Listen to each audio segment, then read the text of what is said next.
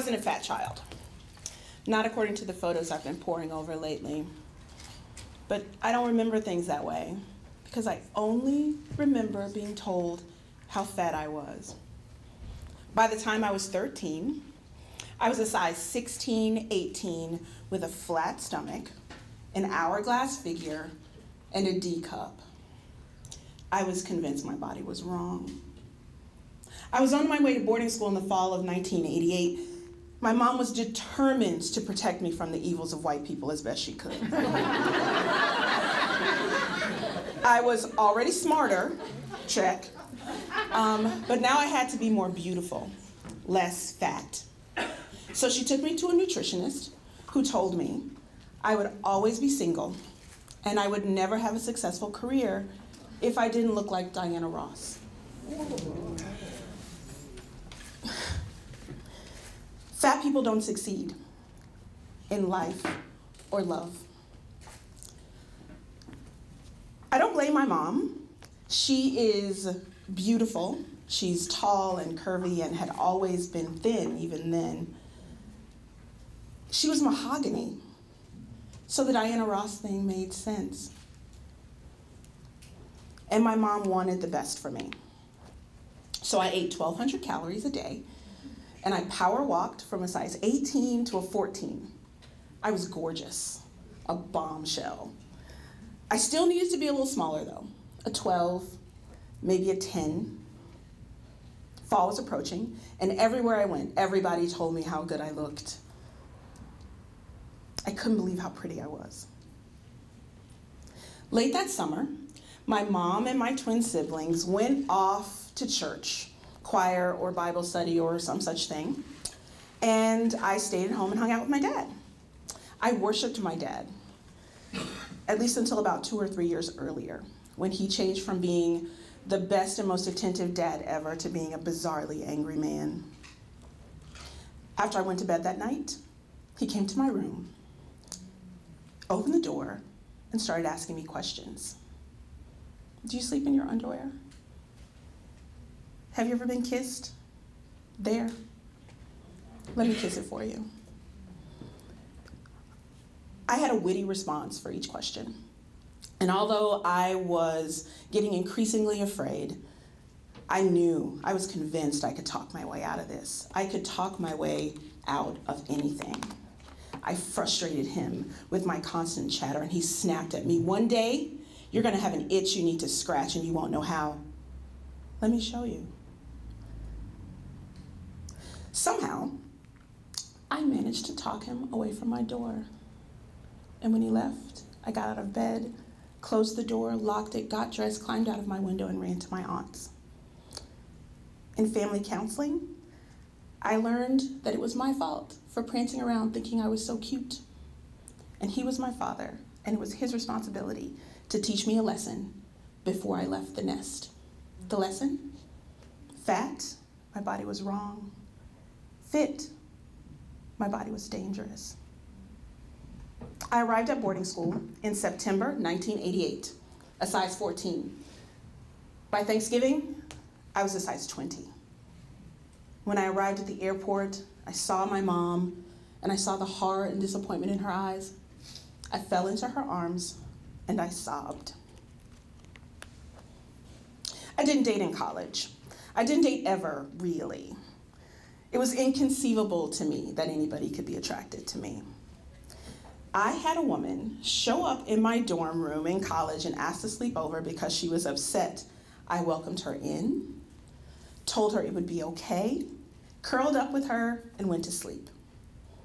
Some version of this happened more than once with different women. I was the comforter, the teddy bear, the mama, never the partner or lover. But maybe I was.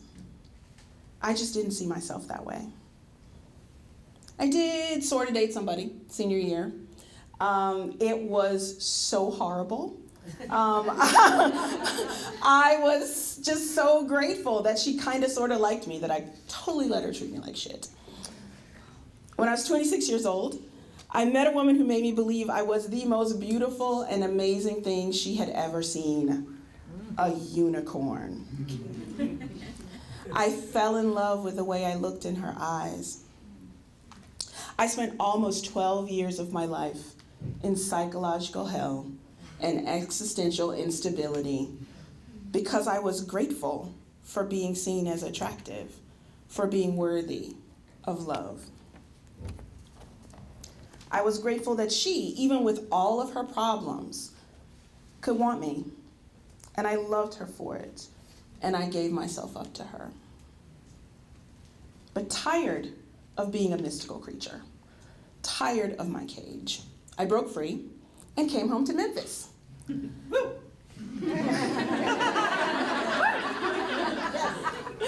I came. I was a bit damaged, though. And so I dammed the pathway between my heart and my vulva with a tall and wide, impermeable wall.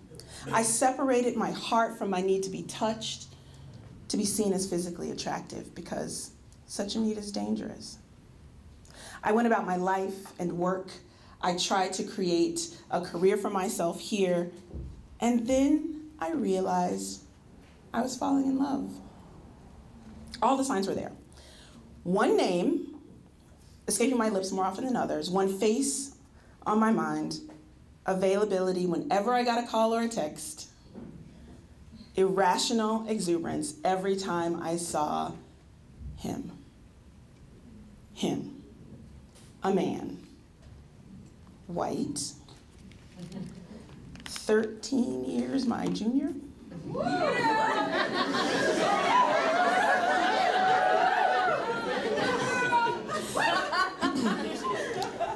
Gay.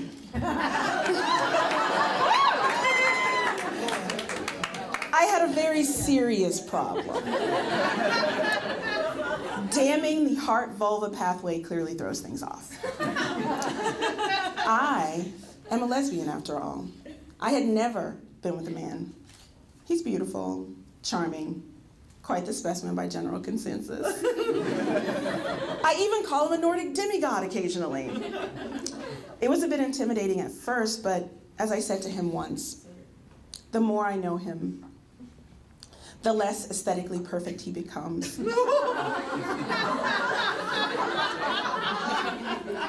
But the more beautiful he becomes.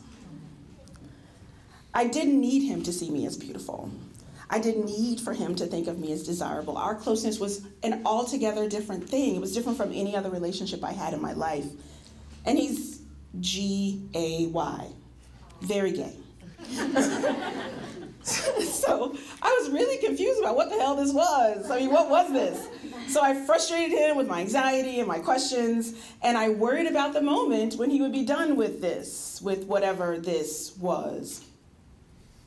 And then one day, my ridiculously elite education brought me comfort. During a conversation with my sister about Hedwig and the Angry Inch, I was reminded of Aristophanes' speech in Plato's Symposium. Yeah. I reminded, because that's what you learn where I went to school. Particularly this section. When one of them meets with his other half, the actual half of himself, the pair are lost in an amazement of love and friendship and intimacy, and will not be out of the other's sight. The intense yearning which each of them has towards the other does not appear to be the desire of lovers' intercourse, but of something else which the soul of either evidently desires and cannot tell. This was that. For me, anyway. I never asked him if he agreed. He's not a talker, not an emoter. He's a man. But his actions seemed to comport, so I went with it. And I know he loves me. He tells me so. There really isn't a place for that kind of love in contemporary life, but it has been meaningful and purposeful and fulfilling, even if I have to grieve its loss one day. This love has given me a safe space to heal, to see myself and body differently. I have value because I am. People have been loving me my entire life because of my energy, my quick-wittedness, my humor, my passion, my smile. Me, not the unicorn. Not potential me, not perfect me, not me minus 100 pounds, just me. I have discovered that some people are actually genuinely attracted to my body. It's amazing to be able to acknowledge that. But their desire to have me and please me is totally separate from my sense of self-worth. Adoration is not the key to unlocking my heart. I am not a unicorn. When I reconnect my heart and my vulva, the energy that flows from one to another will be delicious and electrifying, and I'll be able to distinguish always between pleasure and love, because I have been reminded of how powerful unconditional love from a beautiful human being can be, separate from sex.